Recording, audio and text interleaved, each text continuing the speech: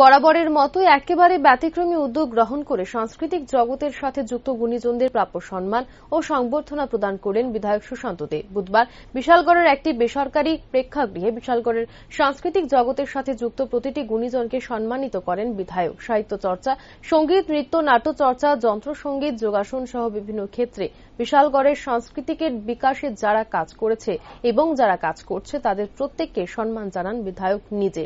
বিধায়ক বলেন, বর্তমান প্রজন্মকে মোবাইলের অভ্যাস থেকে বেরিয়ে এসে সাংস্কৃতিক চর্চা বাড়াতে হবে। যুব সমাজকে নেশার করাল গ্রাস থেকে বাঁচাতেও সাংস্কৃতিক প্রসার অত্যাবশ্যক। তারই সাথে বিধায়ক শিল্পীদের কাছে আবেদন রাখেন, বাণিজ্যিক চর্চার পাশাপাশি প্রতিটি শিল্পী যদি তার গ্রামের একজন করে শিশুর সাংস্কৃতিক চর্চার দায়িত্ব গ্রহণ করে তাহলে সকলের সম্মিলিত প্রয়াসে বিশালগড়ের সামগ্রিক পরিবেশকে সমৃদ্ধ করে তোলা অসম্ভব নয়।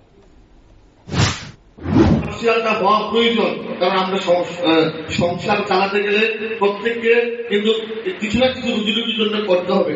আমি চাইবো আমরা এই বাণিজ্যিক থেকে বের হয়ে আমরা সবাই সহযোগে বিভিন্ন গ্রামের বিভিন্ন এলাকায় আমরা যেন এই গান, নাচ, আবৃত্তি যে যাত্রাপালা হারিয়ে গেছে সেটার জন্য আবার পুনরাবৃত্তি আমরা বিশাল করে করতে পারি, সেই আশাটুকু আপনাদের কাছে থাকবে।